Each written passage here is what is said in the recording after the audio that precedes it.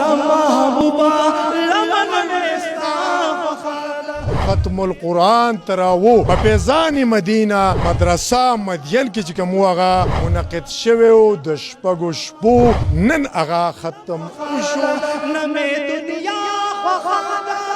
نه مې عقبا فخادا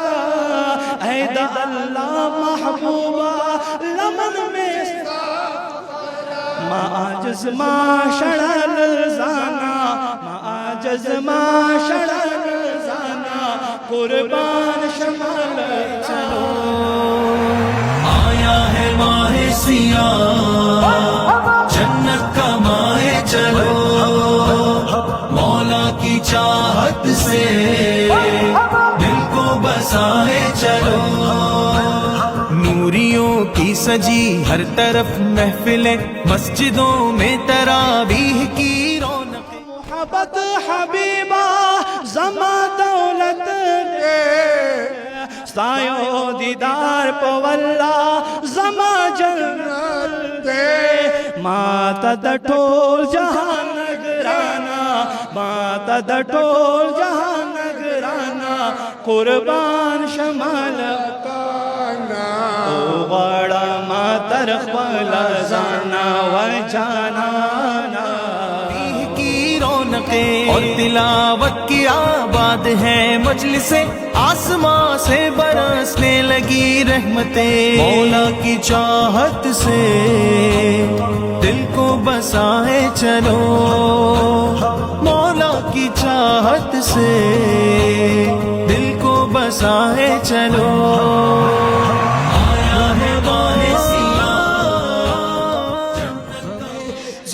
سے قرآن کی خطاب یو بل بہتر لری یا رسول اللہ پولا چسپن بشر لری یا رسول الله پولا چسپن بشر لري بسم الله الحمدلله یو لوی محفل چې کوم هغه د ختم القرآن تراو په فیضان مدینه مدرسه مدین کې چې کوم هغه منعقد شوی و د شپږو شپو لوی تعداد کې چې کوم دي مسلمانان د مختلفو علاقو د لرې لرې سیمو نه راغلي ول او د الف لام نه مولانا صاحب دغه د تراو چې کوم ختم القرآن هغه شروع کړی و په وناس باندې نن هغه ختم وشو چې ورته مسلمانان ډیر زیات خوشاله ول او دی وویل چې د رمضان المبارک په دې لویه میاشت کې چې کوم دلته کې په تسلسل سره د ختم القرآن د تراو دا ترتیب روان دی الحمدلله ماشاءالله ډیر ښکلی ترتیب دی او ځوانانو په خصوصي توګه په دې کې ډېر لویه برخه اخیستې وه ډېر مبارک شي تاسو ته او دا لوی کلام دیر سپارې چې هغه تاسو د مسلمانانو ته واورو هغې تاسو ته ولاړو څومره دې داړه مفتي صاحب نن خوشحاله دی خیر مبارک الله دې تاسو ته بدلی درکړي خان اکبر صاحب تاسو راغئ مونږ دا پروګرام چې دی تاسو وکتو او ځان سره مو ریکارډ کو ولې زه تاسو شکریا ادا کوم الحمدلله هر یو کس له ماشوم نواله تر سپینګیري بزرگ پورې هر یو کس خوشاله دی او دا زمونږ الحمدلله هر کال ته د شپږو شپو ختم وي مونږ شپږ سپارې هره شپه وایو تقریبا 2 نیمې غنټې ټیم په باندې لګي ښه په باندې پوهېږي ښه په تسلۍ سره وایو او ماشاءالله سکال هم په 2024 کې 1445 سنی هجری رمضان شریف کې هم اول شپې نه موږ سره کسان شریک شول دومره خلکو چې جمعات کې ځای نه او داسې ځای کې به ولاړو الحمدلله دا په شوق سره راځي محبت سره راځي بس د تاسو له اړخه دا پیغام زه هغو خلکو ته ورکوم چې دا میاشت د قرآن میاشت دی دا میاشت د تلاوتونو میاشت دی دا میاشت د عبادتونو میاشت دی کوشش کوئ زما مسلمانانو ورونو چې مونږ دلته ودرېدی شو د شپږو شپو ختم کولی شو نو تاسو هم کوشش کوئ شل رکاته تراویح کوئ په رمضان شریف کې یو ختم خامخا کوئ او تلاوت خامخا کوئ قرآن مه هېروئ په آخر کې یو حدیث درته بیانومه مونږ ځکه دومره شوق لرو الله محبوب فرمایي وایي دا قرآن مثال زما رب او مخلوق تر منځ داسې دی لکه رازوړنده شوې رسۍ فرمایي یو طرف ته الله په دست قدرت کې دی او بل طرف ته مخلوق کې چې چا هم دا قرآن ونیسلو دا په دنیا کامیاب دی او په آخرت کامیاب دی. مونږ دې له جاته محبت کو تاسو ته هم زمونږ دا پیغام دی چې قرآن ډیر ډیر اورئ او زمونږ دا خیبر چینل چې دی دا ډیر اورئ ځکه چې زمونږ دا ډیر ښکلي پروګرامونه مخکې کوي. شکریه والسلام. اول نمبر خو موږ د مفتی صاحب ډېر زیاته شکریا ادا کوو ځکه دا سویم کال دی چې موږ دلته کې راځو د شپږو شپو ختم هغه موږ اورو او موږ د شکر الحمدلله د دوی سره هغه موږ شاګردي هم کړې ده. موږ دا زموږ استادان کرام دي او دوی چې کوم دی په ډېر لوی هغه سره چې کوم دی نور علما کرام هغه هم راولي دي ختم دپاره او اکثر داسې شي چې د لکې مروت نه چې کوم دی اکثر بعضې نوم قاریان نه ولي او دلته کې په فیضان مدین کې چې کوم دی نو دلته کې ختم قرآن کوي. موږ د مولوي صاحب ډېر زیاته شکریا ادا کوو. شال دې د یاسین تجدلو لا کل پسر لري یا رسول الله په والله چې سپین بشر لري یا رسول الله په والله چې سپین بشر لري. شال دې د یاسین تجدلو لا کل پسر لري یا رسول بشر لري یا رسول الله په والله چې سپین بشر لري. ستا د محبت دریاب ته چا چې وردنګلی دي سیری د جنت ورلا پتی دنیا راغلی دي سیری د جنت ورلا پتی دنیا راغلی دي. زی پزی قرآن کی خطاب یو بل بہتر لري یا رسول الله په والله چې سپین بشر لري یا رسول الله په والله چې سپین بشر لري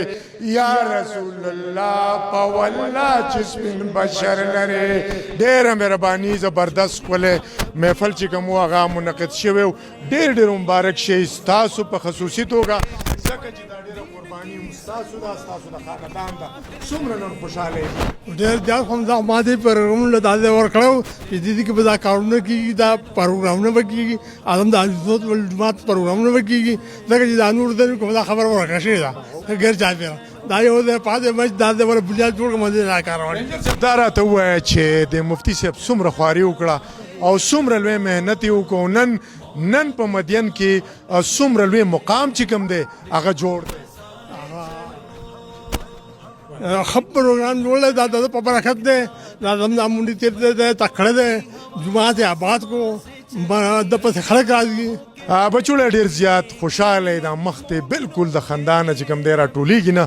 څه وجه ده نن چې دا دومره خوشحاله شکر الحمدلله الله نه ډېر زیات خوشحاله یو چې زموږ په دې جومات کې ختم شو. د قاري صاحب ډېر زیات شکرګزار یو چې په کال په کال دلته د شپږ شپو ختم کېږي او موږ ټول ورته راځو ښه په مینه محبت باندې تراویح کو ښه په خوشحالي. شکر الحمدلله د ډېر شي قاریان دي صاحبان دي ټول الحمدلله حفظ قرآن شوي دي او روزانه ختمونه یې هر ټایم یې او په میاشت کې ختمونه کېږي او الله دې قاري صاحب له ژوند ورکړي او سړي دې موږ له خدای ژوند درکړي چې موږ ته دا سبقونه ښیي. موږ خو همیشه دلته کې راځو د قاری صاحب نه مفتی صاحب نه موږ ډېر مطمئن یو او ډېر په ښکلي انداز باندې دا خلک مطمئن کی مطمئن کړی دی او د جومات الله پاک د ده په دغه باندې د دعاګانو په برکت باندې د علم په برکت باندې دا روان شوی دی او خلک ډېر زیات قدر کوي او ډېر خوږ سړی دی